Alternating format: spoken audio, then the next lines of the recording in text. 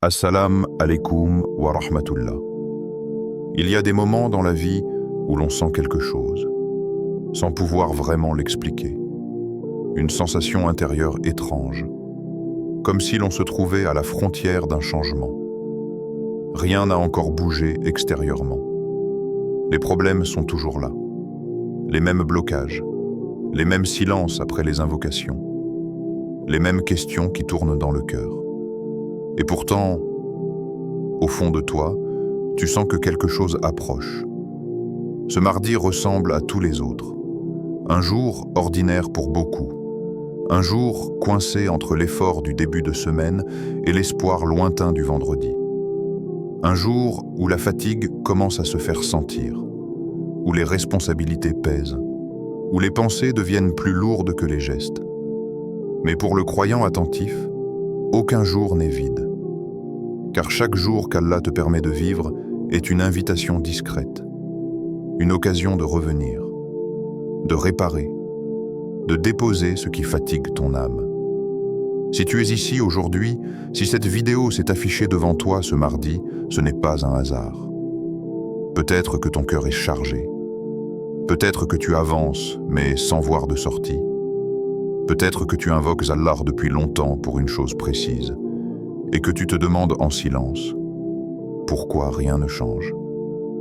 Tu as levé les mains, tu as fait du A après du A, tu as pleuré parfois, et pourtant les réponses semblent tarder. Sache une chose importante, le silence d'Allah n'est jamais un abandon, et le retard apparent n'est pas un refus. Il arrive que le changement ne commence pas par les événements, mais par le cœur. Il arrive qu'Allah prépare une ouverture, non pas parce que tu demandes, mais par la manière dont tu l'invoques. C'est ici que le dhikr devient une clé. Pas un simple mot répété par habitude, mais un rappel vivant, conscient, profond. Un rappel qui touche directement l'âme. Car certains noms d'Allah, lorsqu'ils sont invoqués avec sincérité, ne se contentent pas d'être entendus. Ils agissent. Ils agissent sur ce qui est bloqué, sur ce qui semble figé, sur ce qui te dépasse. Et ce mardi, il existe une invocation particulière, simple en apparence, mais immense par ses effets spirituels. Une invocation basée sur 3 noms sublimes d'Allah, des noms qui parlent. À celui qui est inquiet pour son avenir, à celui qui cherche une ouverture, à celui qui a besoin de paix intérieure, à celui qui attend le secours d'Allah sans savoir quand il viendra. Reste bien attentif, car ce qui va suivre n'est pas un discours motivant de plus. C'est un rappel destiné à toucher le cœur, pas seulement l'esprit. Avant d'aller plus loin, prends un instant. Si ton cœur résonne avec ces mots, écris en commentaire un simple « Ya Allah », comme une intention silencieuse entre toi et lui. Abonne-toi si tu veux recevoir régulièrement ce type de rappel, non pas pour accumuler des vidéos, mais pour nourrir ton cœur et avancer pas à pas vers le bien. Partage ce rappel à quelqu'un qui traverse peut-être un mardi difficile en ce moment, car parfois, Allah guide un cœur, à travers toi. Et surtout, reste jusqu'à la fin. Car une invocation particulière t'attend, une invocation que tu pourras réciter dès aujourd'hui, et qui, par la permission d'Allah, peut marquer le début d'un changement que tu n'attendais plus. Maintenant, calme ton cœur, laisse de côté ce qui te distrait, et avance avec moi, car tout commence par le premier nom. Le mardi, ce jour que l'on traverse sans le voir. Le mardi passe souvent inaperçu. Il ne porte pas la charge symbolique du vendredi. Il n'a pas l'élan du lundi. Il n'annonce rien de précis, ne promet rien d'immédiat. Et pourtant, c'est justement cela qui le rend particulier. Le mardi est un jour que l'on traverse, sans s'y arrêter, sans y prêter attention, comme si l'âme avançait en pilote automatique. On se lève, on fait ce qu'on a à faire, on répond aux obligations. Et le cœur, lui, continue de porter ce qu'il portait déjà la veille. C'est un jour où beaucoup de croyants fonctionnent, mais ne se connectent pas. Et c'est précisément là que se cache un secret spirituel profond. Car en islam, La valeur d'un moment n'est pas toujours liée à ce que les gens en pensent, mais à ce que le croyant y dépose. Allah ne regarde pas les jours comme les humains les regardent. Il regarde les cœurs qui s'y tournent vers lui. Il y a des jours où les mosquées sont pleines, mais les cœurs absents. Et il y a des jours ordinaires, comme le mardi, où un cœur sincère peut peser plus lourd que des foules entières. Le mardi est souvent le jour où la fatigue commence à s'installer, l'espoir du début de semaine s'estompe. Les soucis reprennent leur place, les invocations faites auparavant semblent encore sans réponse. C'est un jour où le croyant peut facilement se dire « Je ferai plus tard, je verrai demain ». Mais la spiritualité ne fonctionne pas sur l'attente. Elle se nourrit de présence. Le prophète ne nous a jamais enseigné de vivre certains jours seulement. Il nous a appris à être constants, même quand rien ne semble spécial. Et c'est là que le mardi devient un test silencieux, un test de sincérité, un test de lien avec Allah, un test de foi loin des moments forts. Car adorer Allah quand tout va bien est une chose. Se rapprocher de lui quand le cœur est fatigué, quand la situation n'a pas changé, quand les portes semblent encore fermées, c'est là que la foi devient réelle. Le mardi est ce jour où Allah observe. Vas-tu encore me mentionner, même sans signe visible? Vas-tu encore me faire confiance, même sans réponse immédiate? Beaucoup pensent que le changement commence quand les circonstances changent. Mais en réalité, le changement commence souvent au milieu de la routine, là où personne ne regarde. Le mardi, ce n'est pas le jour des grandes annonces, c'est le jour des intentions cachées. C'est le jour où tu peux invoquer Allah sans être porté par l'ambiance, tu peux faire dhikr sans être poussé par un événement, tu peux parler à Allah sans attendre un miracle immédiat.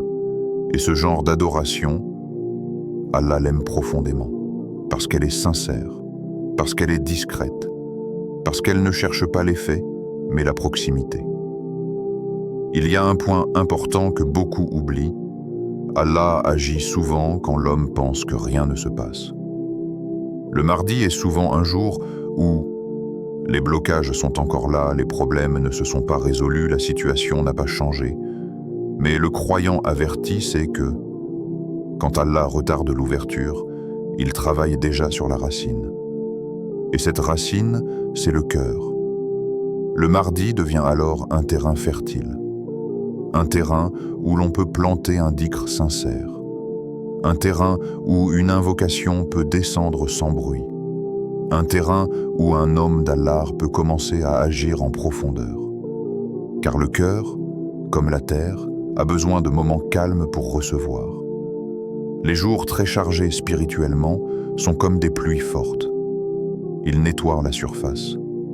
Mais les jours calmes, discrets, ordinaires, ce sont eux qui permettent à l'eau de pénétrer en profondeur. C'est pour cela que certains changements prennent naissance un mardi, sans que la personne ne s'en rende compte. Un mardi, tu fais un dhikr avec plus de sincérité que d'habitude.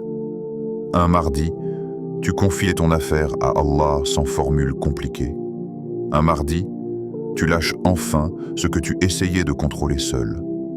Et extérieurement, rien ne change. Mais intérieurement, quelque chose commence à s'aligner. Le croyant qui comprend cela ne méprise plus aucun jour.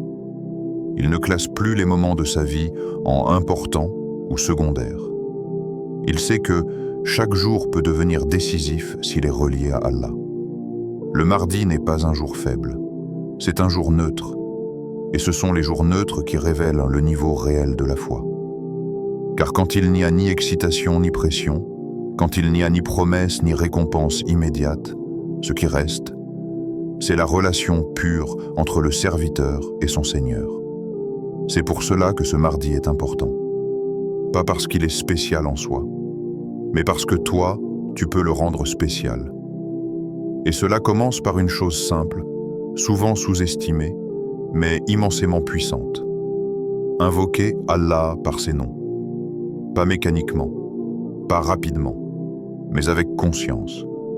Car certains noms d'Allah ne se contentent pas d'être prononcés, ils ouvrent, ils adoucissent, ils prennent en charge. Et quand ils sont invoqués un jour où le cœur est humble, fatigué mais sincère, leur effet est encore plus profond. C'est exactement ce que nous allons explorer maintenant. 3 noms, 3 portes, 3 réalités spirituelles, et chacun d'eux répond à un besoin précis que le Mahdi met souvent en évidence dans le cœur du croyant. Les noms d'Allah, là où commence le vrai changement. Arrête-toi un instant, pas physiquement, intérieurement. Pose-toi une question simple mais essentielle. Comment invoques-tu Allah? Pas ce que tu dis, mais comment tu le dis. Beaucoup de croyants invoquent Allah tous les jours. Ils demandent, ils répètent, ils espèrent. Et pourtant, ils ont l'impression que rien ne bouge. Ce n'est pas parce qu'Allah n'entend pas. Ce n'est pas parce qu'Allah ne répond pas. C'est souvent parce que l'invocation est devenue une habitude, pas une présence.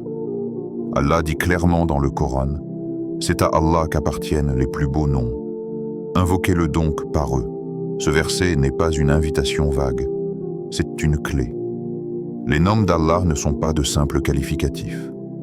Ils sont des portes spirituelles. Chaque nom correspond à une réalité précise. Chaque nom agit sur une dimension particulière de ta vie. Quand tu dis « Allah », tu appelles le Seigneur des mondes. Mais quand tu dis un nom précis, tu appelles Allah parce qu'il est dans la situation que tu traverses. Et c'est là que beaucoup se trompent. Ils demandent de la subsistance sans invoquer celui qui ouvre les portes. Ils demandent de la paix sans invoquer celui qui apaise. Ils demandent une issue sans invoquer celui qui prend en charge. Résultat, les mots montent mais le cœur reste bloqué. Les noms d'Allah ne fonctionnent pas comme une liste à réciter. Ils fonctionnent comme une relation ciblée. Quand ton cœur est inquiet, tu n'as pas besoin de longs discours. Tu as besoin de t'adresser à celui qui connaît ton inquiétude avant même que tu la formules. Quand ta situation est bloquée, tu n'as pas besoin de multiplier les phrases. Tu as besoin d'invoquer celui pour qui aucune porte n'est fermée. Quand tu es fatigué de porter seul, tu n'as pas besoin d'expliquer ta douleur. Tu as besoin de confier ton poids à celui qui ne se fatigue jamais. Et c'est exactement pour cela que les noms d'Allah sont si puissants. Parce qu'ils t'apprennent à parler juste au bon moment, avec le bon cœur. Le vrai changement ne commence pas quand les circonstances changent. Il commence quand ta manière d'invoquer change. Le mardi est un jour parfait pour cela. Pas parce qu'il est sacré en soi, mais parce qu'il te trouve souvent dans un état particulier. Moins enthousiaste, moins porté par l'émotion, plus proche de ta réalité intérieure. Le mardi, tu n'invoques pas pour impressionner. Tu invoques parce que tu en as besoin. Et Allah aime l'invocation qui vient du besoin réel. Le prophète nous a enseigné que l'invocation est une adoration, mais toute adoration a un cœur. Et ce cœur, c'est la présence. Dire un nom d'Allah sans conscience, c'est comme frapper à une porte sans attendre qu'elle s'ouvre. Mais dire un nom d'Allah en comprenant ce qu'il signifie, en ressentant ton besoin, en étant honnête avec toi-même, c'est différent. À ce moment-là, l'invocation ne reste pas à la surface. Elle descend, elle touche, elle agit. Beaucoup attendent un changement visible avant de renforcer leurs liens avec Allah. Mais les gens de foi font l'inverse. Ils renforcent leurs liens avec Allah même quand rien ne change encore. Et c'est précisément ce qui déclenche le changement. Les noms d'Allah sont faits pour être invoqués dans les moments où tu n'as plus de plan B. Dans les moments où tu réalises que ton contrôle est limité. C'est pour cela qu'ils ont un effet si profond sur ceux qui les invoquent sincèrement. Car à ce moment-là, tu ne parles plus par habitude. Tu parles par dépendance. Et Allah aime que son serviteur reconnaisse qu'il dépend de lui. Il y a une différence énorme entre réciter et invoquer. Réciter, c'est faire passer des mots. invoquer, c'est exposer ton cœur. Et les noms d'Allah sont faits pour accueillir les cœurs brisés, les cœurs fatigués, les cœurs sincères. Ce mardi, il ne s'agit pas d'en faire plus. Il s'agit de faire mieux, de choisir les bons noms, de les prononcer avec intention, de les répéter avec confiance. Pas pour forcer Allah, mais pour te replacer toi-même là où tu dois être, devant lui. Car quand le serviteur se place correctement, le secours vient d'une manière qu'il n'aurait jamais pu prévoir. Et c'est maintenant que nous allons entrer dans le premier nom, un nom qui ouvre, un nom qui débloque, un nom qui change des situations que l'on croyait figées, un nom que tu dois apprendre à prononcer non seulement avec ta langue, mais avec ton attente. Ifaté, H. Quand ce qui était fermé commence à céder. Il y a des portes dans la vie qui ne font pas de bruit quand elles se ferment. Pas de choc, pas de signal clair. Juste une sensation progressive d'être bloqué. Tu avances, mais tu n'arrives plus à passer. Tu fais des efforts, tu réfléchis, tu changes de stratégie. Tu fais ce que tu peux humainement. Et pourtant, quelque chose résiste. Parfois, ce n'est pas une seule porte. C'est plusieurs à la fois. Une porte financière qui refuse de s'ouvrir. Une porte professionnelle qui reste fermée malgré les tentatives. Une porte émotionnelle, relationnelle, intérieure. Et parfois même, une porte spirituelle où tu as l'impression que ton cœur n'avance plus. C'est dans ces moments-là que le silence devient lourd. Pas le silence des gens, le silence des réponses. Tu invoques, tu attends, et tu te demandes, est-ce que je fais quelque chose de mal? Est-ce qu'Allah m'a oublié? Mais Allah n'oublie jamais. Il existe un nom qui parle directement à ces situations. Un nom qui ne contourne pas l'obstacle, mais qui l'ouvre. Ce nom est Al-Fattar, Ya Fattar. Ô toi qui ouvres ce que personne ne peut ouvrir. Ô toi qui dénoue ce que personne ne peut dénouer. Quand tu prononces ce nom, tu ne demandes pas une solution parmi d'autres. Tu t'adresses à celui pour qui aucune porte n'est réellement fermée. Mais pour comprendre la puissance de Ya Fattar, il faut comprendre une chose essentielle. Allah n'ouvre pas toujours quand tu le veux, mais il ouvre toujours au bon moment. Beaucoup de portes restent fermées, non pas par punition, mais par protection. Si certaines s'étaient ouvertes plus tôt, elles t'auraient blessé, elles t'auraient égaré, elles t'auraient détourné. Et pourtant, quand le cœur souffre, cette sagesse est difficile à accepter. C'est là que le nom Al-Fattar vient rééquilibrer la vision du croyant. Quand tu dis « Ya Fattar », tu reconnais deux choses en même temps. Que tu ne contrôles pas l'ouverture et qu'Allah sait exactement ce qu'il fait. Ce nom agit souvent de manière invisible. Il ne provoque pas toujours un changement brutal. Parfois, il commence par enlever une résistance intérieure. Tu te réveilles un matin et tu n'es pas plus riche. La situation n'a pas changé extérieurement. Mais ton cœur, il respire un peu mieux. Tu continues à avancer, sans voir encore l'issue, mais avec moins de peur. Et sans t'en rendre compte, une première serrure cède. Peut-être que ce mardi, tu es face à une situation qui semble figée depuis longtemps. Tu as tout essayé. Tu as demandé conseil. Tu as patienté. Tu as invoqué. Et aujourd'hui, il ne te reste plus qu'une chose. Confier l'ouverture à Allah. Répéter « Ya Fattar », ce n'est pas forcer une porte. C'est retirer tes mains de la serrure et laisser Allah agir. C'est accepter que certaines ouvertures ne passent pas par l'effort, mais par l'abandon. Le prophète nous a enseigné que la victoire vient avec la patience et que l'ouverture vient avec la difficulté. Chaque fois que tu répètes « Ya Fattar », tu rappelles à ton cœur que ce qui est fermé aujourd'hui ne le sera pas éternellement. Ce nom agit sur les situations complexes, celles où il y a trop de variables, celles où l'être humain se sent dépassé. Il agit aussi sur l'esprit, sur la clarté, sur la compréhension, Car parfois, la porte à ouvrir n'est pas extérieure, mais intérieure. Une compréhension manquante, une décision bloquée, une direction floue. Ya Fatah ouvre les portes visibles, mais aussi celles que tu ignores encore.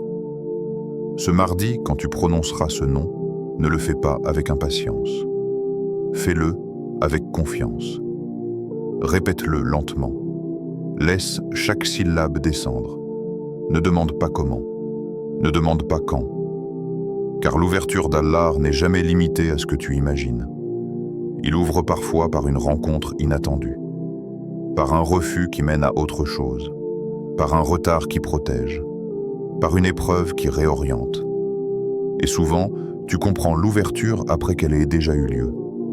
Ce qui te semble bloqué aujourd'hui n'est peut-être qu'en train d'être préparé. Et le Nom Al-Fatah agit justement dans ces zones d'attente. Il travaille là où tu ne vois rien.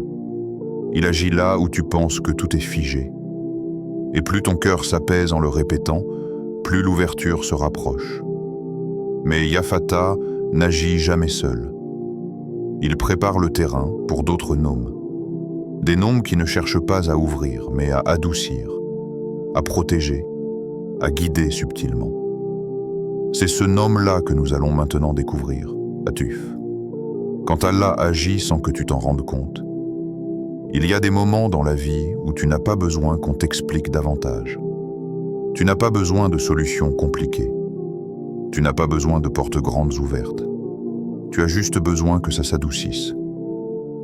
Adoucir la pression, adoucir la peur, adoucir ce qui te pèse sans que tu puisses vraiment le nommer. C'est souvent après les blocages, après l'attente, après la fatigue intérieure, que le cœur commence à murmurer une demande différente. « Oh Allah, sois doux avec moi. » Et c'est exactement là que le nom Al-Latif entre en action.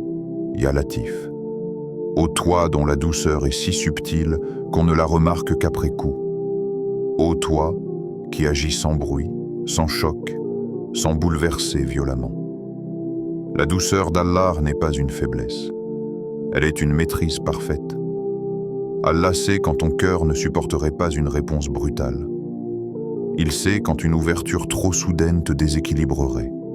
Il sait quand une vérité trop directe te ferait reculer. Alors, il agit autrement, subtilement. Il déplace une chose ici. Il retarde une autre là. Il éloigne une personne sans conflit. Il protège sans alerter. Il guide sans imposer. Et souvent, tu continues ta route sans même te rendre compte que tu es déjà en sécurité. Ya Latif agit là où le regard humain ne va pas. Quand tu échappes à une situation que tu croyais bonne pour toi, mais qui t'aurait détruit intérieurement. Quand une porte ne s'ouvre pas, mais qu'une autre apparaît plus tard, sans que tu fasses le lien immédiatement. Quand une tristesse s'apaise doucement, sans événement particulier. Quand ton cœur se calme, alors que la situation n'a pas changé. Ce n'est pas un hasard, c'est la douceur d'Allah. Beaucoup de croyants attendent des signes forts, des réponses visibles, des changements spectaculaires. Mais Allah n'est pas obligé de faire du bruit pour agir puissamment. Le nom Al-Latif rappelle aux serviteurs que le bien ne vient pas toujours sous forme de bouleversement. Parfois, le bien vient sous forme de préservation. Préservation de ton cœur, préservation de ta foi, préservation de ta direction. Ce mardi, si tu te sens fragile, si tu avances mais avec prudence, si tu te sens plus sensible que d'habitude, ce n'est pas un signe de faiblesse. C'est souvent un signe que ton cœur est réceptif. Et c'est précisément dans cet état que Ya Latif agit le plus. Quand tu répètes ce nom, tu n'exiges rien. Tu ne forces rien. Tu dis simplement « Oh Allah, traite-moi avec ta douceur ». Et cette invocation touche profondément le cœur du croyant, parce qu'elle est humble. Elle reconnaît que parfois, nous ne savons même pas ce qui serait réellement bon pour nous. Alors nous confions cela à celui qui sait. La douceur d'Allah se manifeste aussi dans ce qu'il retire de ta vie. Certaines inquiétudes disparaissent sans explication. Certaines envies s'éteignent. Certaines relations s'éloignent. Et sur le moment, tu peux ressentir un vide. Mais plus tard, tu comprends que ce vide était une protection. Ya Latif ne te laisse pas tomber brusquement. Il te retire doucement de ce qui ne te convenait pas. Il t'emmène ailleurs, sans te bousculer. Ce nom est particulièrement puissant pour ceux qui portent beaucoup à l'intérieur sans en parler. Pour ceux qui sourient à l'extérieur, mais qui luttent en silence. Pour ceux qui font confiance à Allah, même quand ils ne comprennent pas tout. Le mardi, ce jour discret, souvent émotionnellement chargé, devient alors un espace parfait pour invoquer Ya Latif. Parce que tu n'as pas besoin de démontrer quoi que ce soit. Tu peux simplement t'asseoir intérieurement et dire « Oh Allah, tu sais ». Et parfois, cette phrase suffit. La douceur d'Allah ne supprime pas toujours l'épreuve, mais elle enlève ce qui la rend insupportable.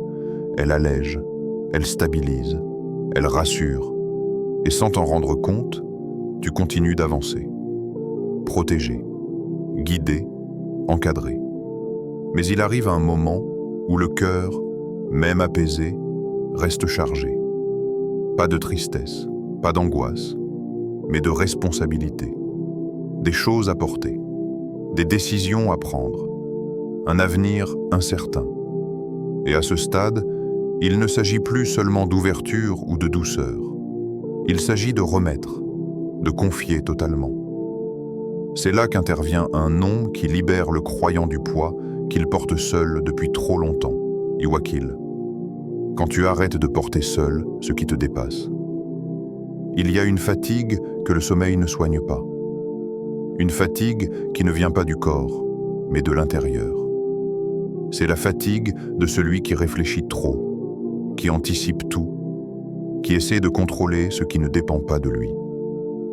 C'est la fatigue de celui qui porte seul ce qui devrait être confié. Des décisions lourdes, des responsabilités constantes, des incertitudes sur l'avenir, des peurs silencieuses. Tu continues d'avancer. Tu fais ce que tu peux. Mais ton cœur est toujours en tension, parce que, sans t'en rendre compte, tu as pris sur toi un rôle qui n'est pas le tien. Et c'est là que le nom Al-Wakil vient remettre les choses à leur place. Ya Wakil, ô toi qui prends en charge, ô toi à qui l'on confie, et qui suffit. Quand tu prononces ce nom, tu ne dis pas « Oh Allah, aide-moi un peu ». Tu dis « Oh Allah, je te confie ce que je ne peux pas porter ». Et cette différence change tout. Car le tawakkul n'est pas l'abandon de l'effort. C'est l'abandon de l'angoisse liée au résultat. Tu fais ta part, puis tu lâches. Mais lâcher, pour beaucoup, est plus difficile que l'effort. Parce que lâcher, c'est accepter de ne pas maîtriser. C'est reconnaître que ton intelligence, ta planification, ta vigilance ont des limites. Et cette reconnaissance n'est pas une faiblesse. C'est un acte de foi. Allah aime le serviteur qui agit, puis qui s'en remet. Mais beaucoup restent coincés entre ces deux étapes. Ils agissent, mais continuent de porter. Ils invoquent, mais continuent d'angoisser. Résultat, le cœur ne se repose jamais. Ya Wakil n'est pas un nom que l'on répète dans la panique. C'est un nom que l'on prononce quand on décide intérieurement de déposer. Déposer la peur, déposer l'obsession, déposer le besoin de tout comprendre.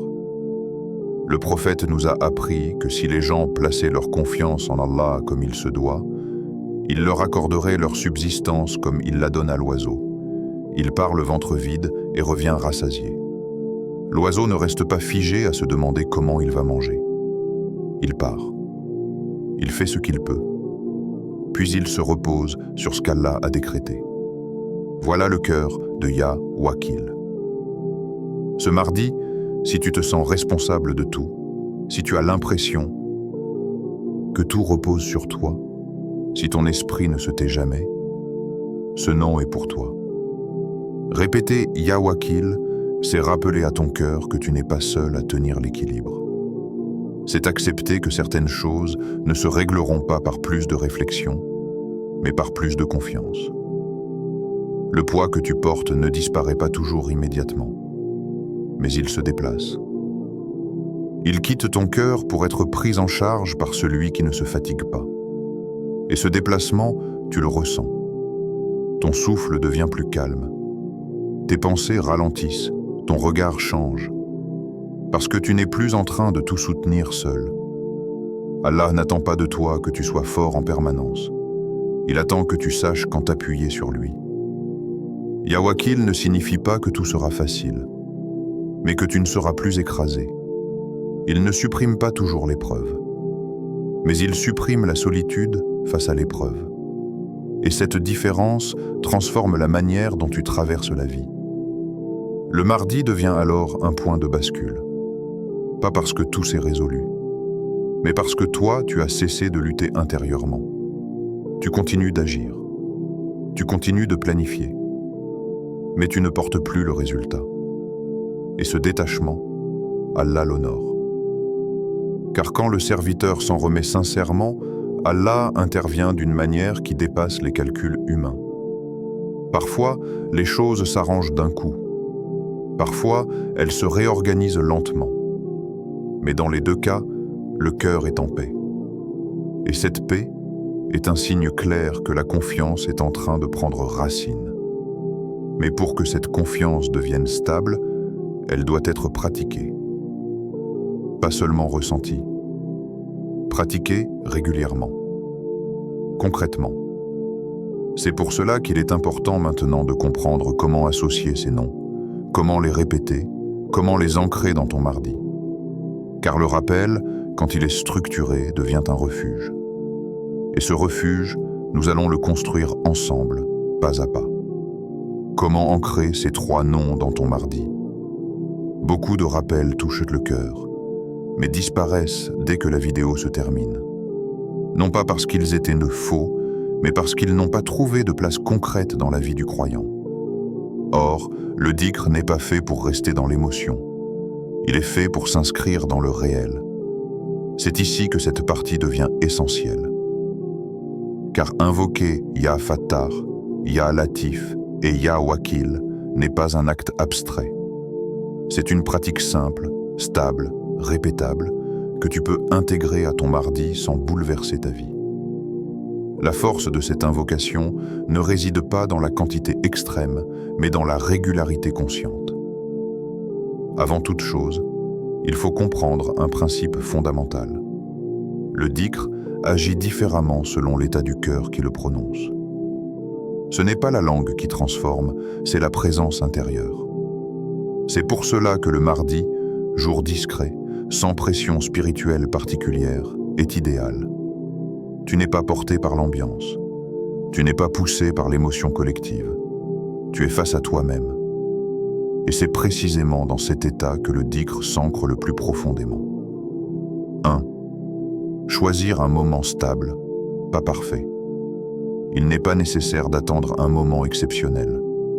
Choisis simplement un instant que tu peux respecter chaque mardi. Cela peut être après la prière du Fajr, entre Dour et Asr, avant Maghrib ou le soir. Quand tout se calme, ce qui compte, ce n'est pas l'horaire idéal, mais la constance. Car Allah aime les œuvres même petites quand elles sont régulières. Le mardi devient alors un rendez-vous intérieur. 2. L'ordre des noms n'est pas un hasard. Commencer par Ya Fatah, c'est reconnaître qu'il y a quelque chose qui doit s'ouvrir. Même si tu ne sais pas quoi exactement, même si tu ne sais pas comment. Tu demandes à Allah de retirer ce qui bloque, visible ou invisible. Puis vient Ya Latif, parce qu'une ouverture sans douceur peut déséquilibrer le cœur. Ce nom prépare l'âme à recevoir ce qui vient sans crainte, sans panique, sans agitation. Enfin, Ya Wakil, parce qu'après avoir demandé l'ouverture et la douceur, il faut confier. Confier le résultat, confier le timing, confier les conséquences. Cet ordre respecte le rythme naturel du cœur humain. 3. Une répétition simple, mais consciente. Il n'est pas nécessaire de multiplier les chiffres complexes. Une base accessible et profonde. 33 fois, Ya Fatah 33 fois, Ya Latif 33 fois, Ya Wakil Maïs, attention. Ce ne sont pas des chiffres magiques. Ils sont là pour t'aider à rester présent, pas pour te faire compter mécaniquement. Si ton cœur se perd, ralentis. Si tu ressens une lourdeur, fais une pause. Le dhikr n'est pas une course. 4. L'intention silencieuse entre chaque nom. Entre chaque série, il est bénéfique de laisser un court silence. Pas pour réfléchir longuement, mais pour ressentir. Après Ya Fatah, laisse ton cœur imaginer ce qui pourrait s'ouvrir, sans forcer. Après Ya Latif, observe si ton souffle s'apaise, si la tension diminue. Après Ya Wakil, demande-toi intérieurement ce que tu peux déposer. Ces silences sont souvent plus puissants que les mots. 5. Ne cherche pas de signe immédiat. C'est un point crucial. Beaucoup abandonnent le dhikr parce qu'ils attendent un changement visible rapide. Mais les noms d'Allah agissent souvent en profondeur d'abord. Sur la perception, sur la patience, sur la manière de réagir. Un cœur plus calme est déjà une réponse. Une peur qui diminue est déjà un signe. Une confiance qui s'installe est déjà une ouverture.